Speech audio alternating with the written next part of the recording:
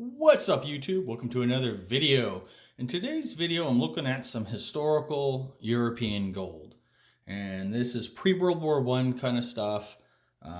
Maybe there's one or two that are around the era of the Second World War. That's what I'm looking at today. I want to show off my latest purchase and talk a little bit about these coins.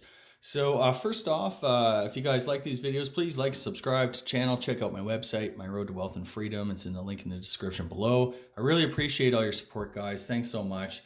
My next thing is I'm not a financial advisor, so please do your own research, discuss with a financial advisor before making any investment decisions like buying gold, silver, following any of the strategies I discuss on this channel. This channel is for just information and entertainment purposes only. All right, guys, so here in front of me, we have a USA half eagle. We have an Austrian 1915 Ducat, and these are really great examples of old gold. I will say this Austrian coin here, this is the date on it is 1915. It is most certainly a restrike. The Austrian Mint managed to preserve the dies of the last Ducat and last kind of series of coinage that they made, and they continue to do restrikes. And this is like 0.98 something fine gold, also a little over 98% fine gold, and it's just absolutely gorgeous. You get these, my LCS carries them. They get them in from time to time. They're a little over a 10th ounce of gold, so 0.1107 ounces you see at the bottom there. And in Canadian dollars, today these are probably about $365, give or take.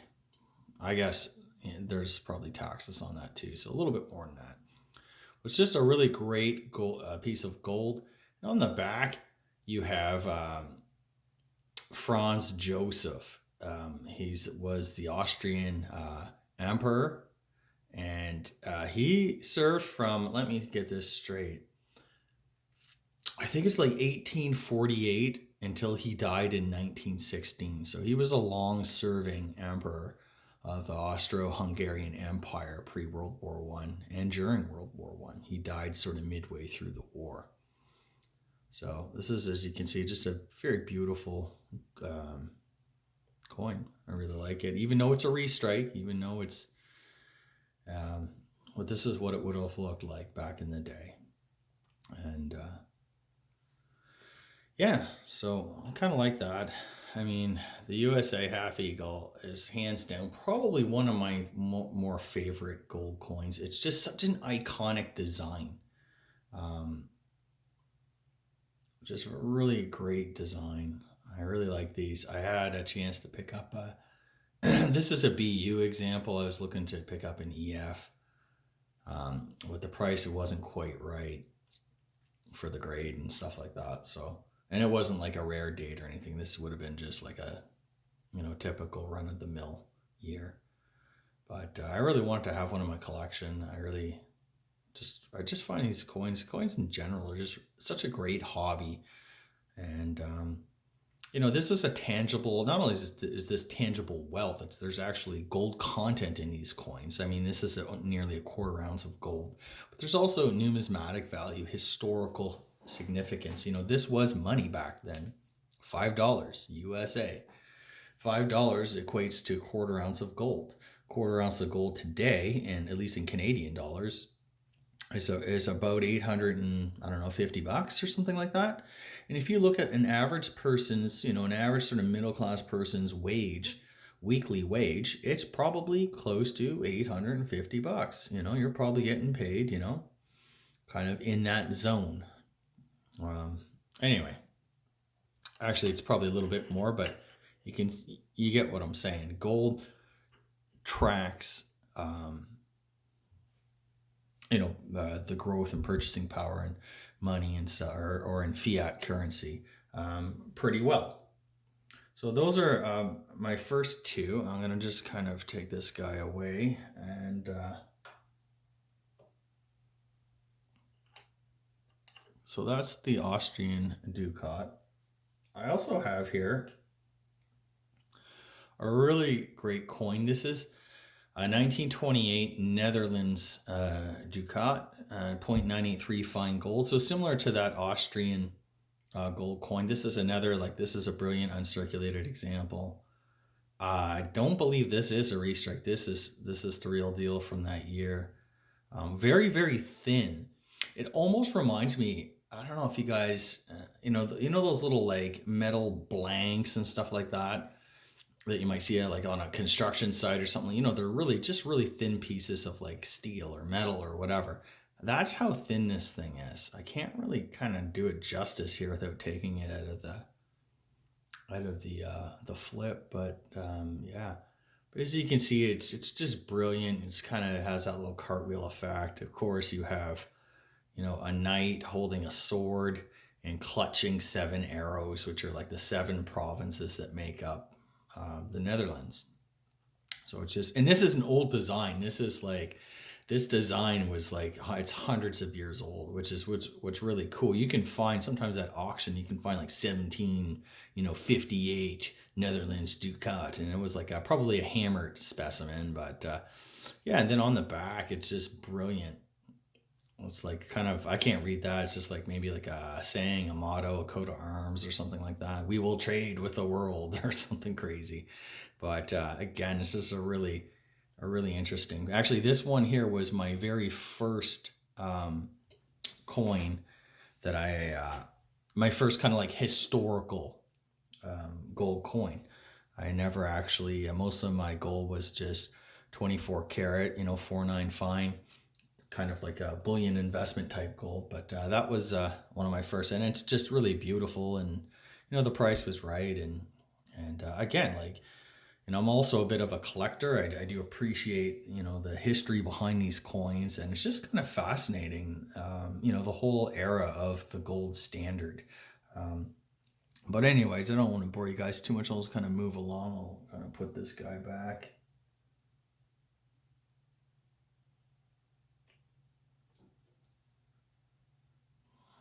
So here is my latest coin pickup, and it's first of all, it's a Hungarian coin. It's a 20 korona, and it's kind of equivalent to like the 20 franc gold coins. I don't know if I have one example right offhand. Oh wait, I do, yeah. So back in the day, France was basically the leader in Europe economically and stuff like that, and they were on a gold standard. And there's something called the Latin Monetary Union, where everybody kind of basically pegged their gold coins to the French. So, the Austrians struck a 8 florin 20 franc gold coin. I think that was 1878 they started making those. Italy had a similar one, Belgium and Switzerland and so on, right? The Helvetias and stuff like that. These are all like, I think the Swiss and the Belgian ones were even just called like francs, 20 franc and this and that. So here's a French 20 franc from Napoleon III, that sort of era. This one here is what, 1856, I believe. So yeah, so same gold content as this 20 korona. So 90% gold. This was struck by the Austrian Mint, and the year on this one, this is in 1892. So this is like the first year. There were, well, according to, I'm just looking at Numista here, it's 1,779,000 327 coins were struck that year. And their frequency, I guess, like how often they come up and they're seen, is about 17%. I'm not really sure what that means, but it's kind of maybe one of the, not the most common one, but kind of like maybe middle of the pack, a more common one to come across. So it's not super rare. There are ones that had as little as 62,000, just under 63,000. The 1911 one, just under 63,000 were made. This is not one of those. This was the first year, and of course there was lots of these ones struck, millions. But how many survived in this exact condition? It's a mystery. Maybe not much. Yeah, so I just want to give a little bit of history about this coin. I'll flip it on the back too. It's just beautiful designs on the back.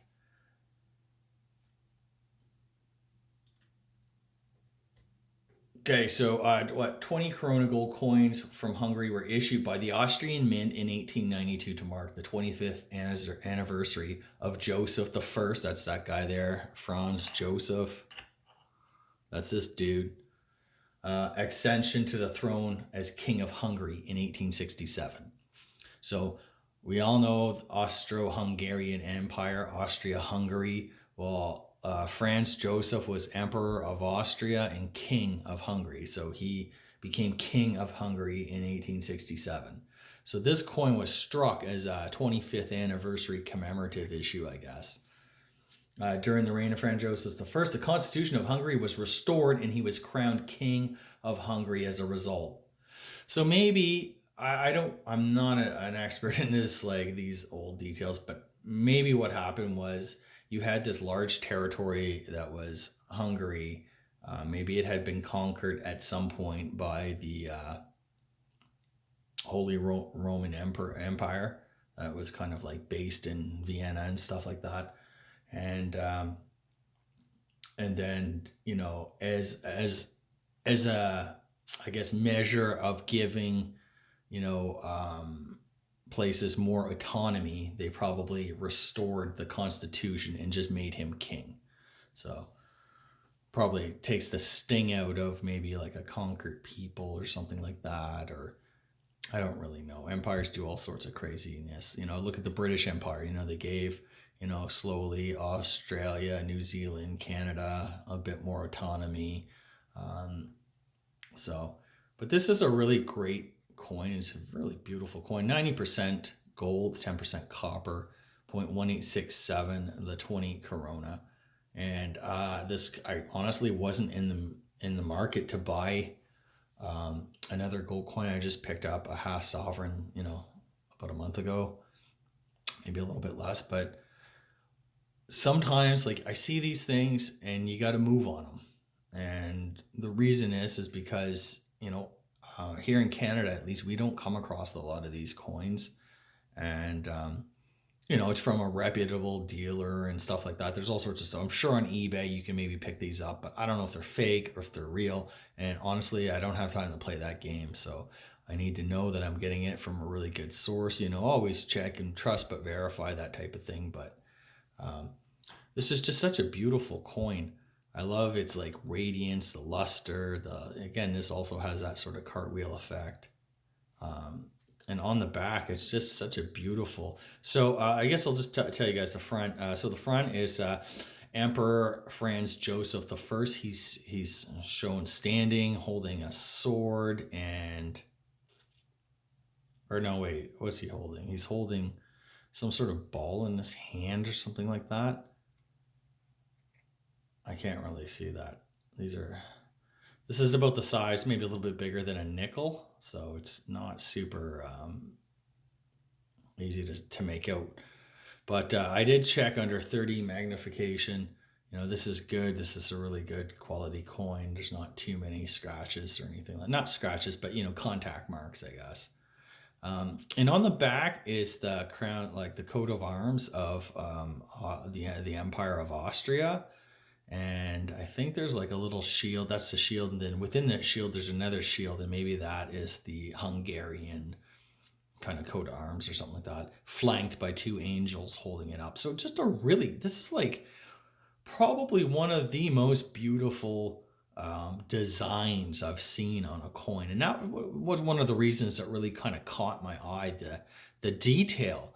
I mean, I looked at this under 30x magnification, and just even in the shields, the minute detail, you guys can't really see it on this like on this video, but if I really was able to zoom in, you can actually make out things behind this center shield. So it's like a shield in front of a shield, and there's like a design in the back, like just such intricate detail. I'm not sure how they would have made dies, like, you know, I guess you probably need a really high powered like jeweler's loupe and a very, very skillful engraver, somebody who could engrave, you know, such fine detail.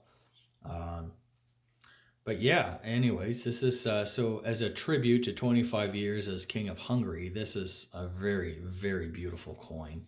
And it's a really cool design. And they stuck with it until I think 1916 or something like that. They kept making these in varying quantities. I think 1893, the next year, was even more. They made about 5 million. And then they started to kind of taper off. So in 1894, I think it was 2.5 million, and then they started getting into like the low million, 100,000, that type of thing. But these are very, very interesting gold coins, and I guess a bit maybe like in uncirculated grade, probably sought after by investors. So I'll kind of get rid of that. I'm gonna just keep this guy over here, and I'll show it off this way.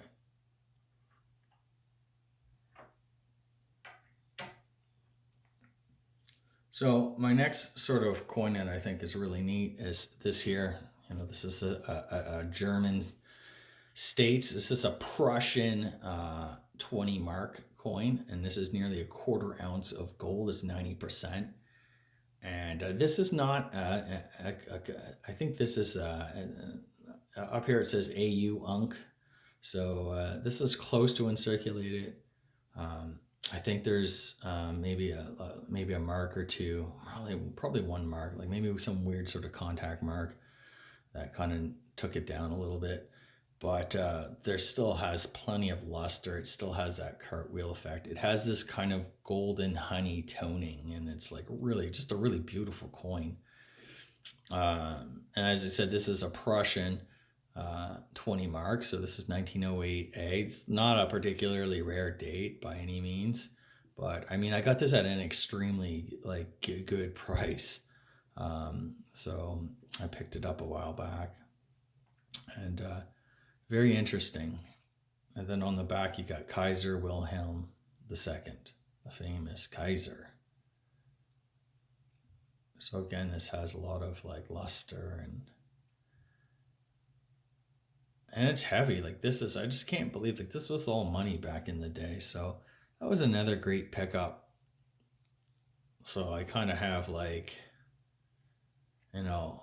the 5 main parties at the outbreak of World War I were France, Britain, Germany, Austria-Hungary, Russia.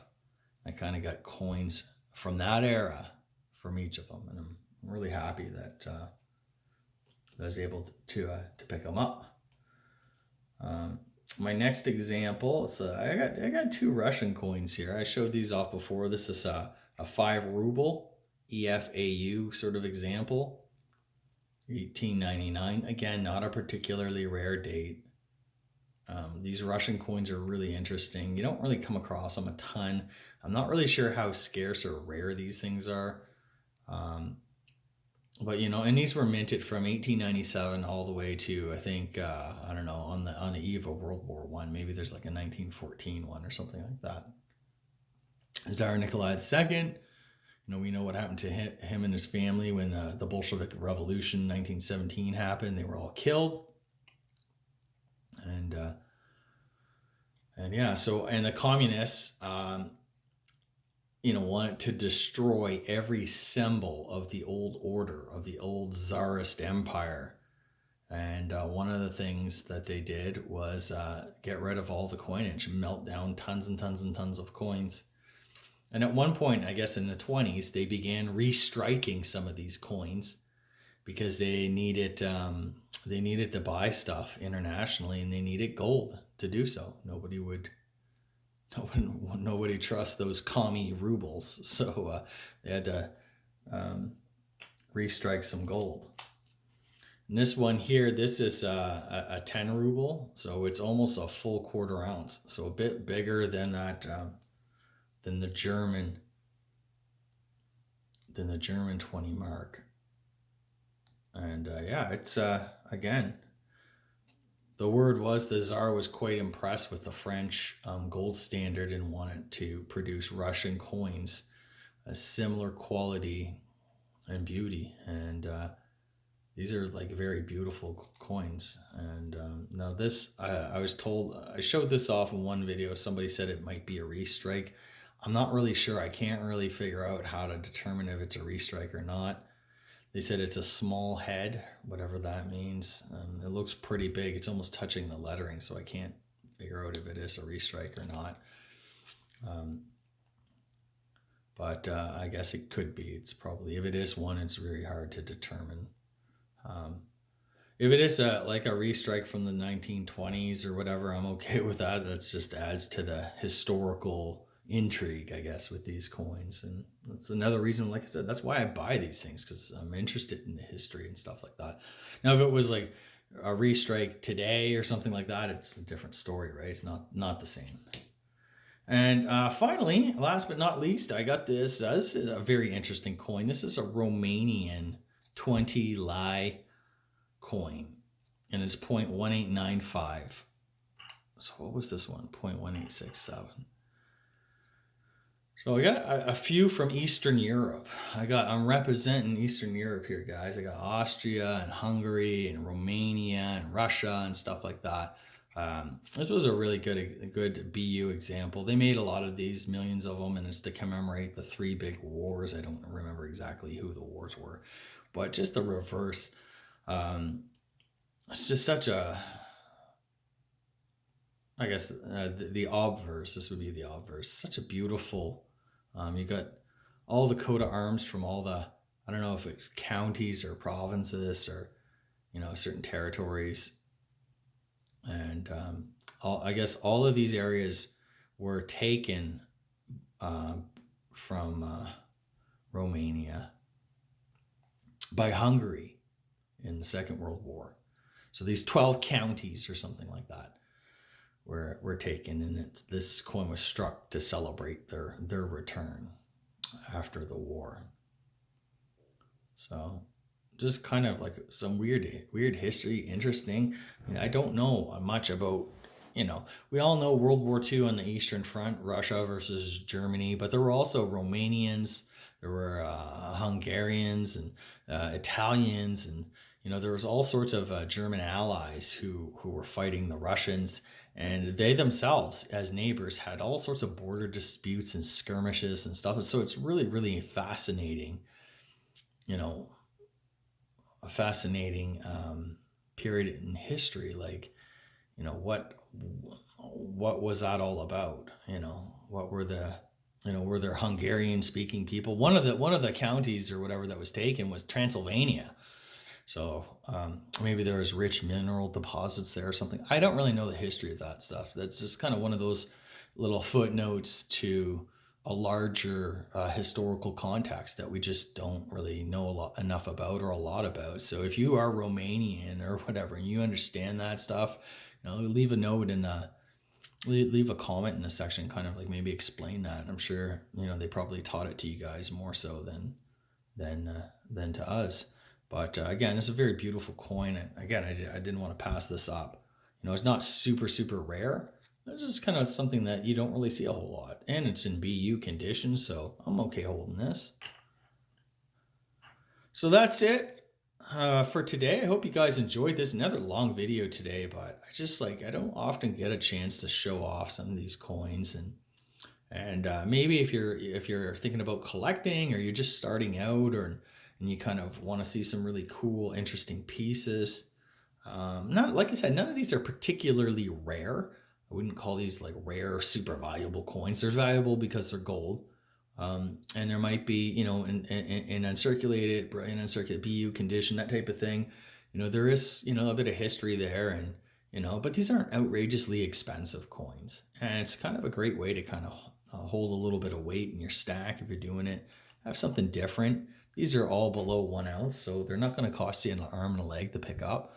And, down the road, if you ever did need to sell any gold, I mean, fractional gold is great. I bought that maple gram sheet just for that exact thing. Like, you don't want to have to like turn in, a full 1 ounce gold coin if you don't have to. So sometimes there's a bit more premium to the fractional gold, but to each his own. It all depends on what you guys are looking for. Well, that's it. Thanks so much for watching. Please like and subscribe. Check out my website, My Road to Wealth and Freedom. Cheers.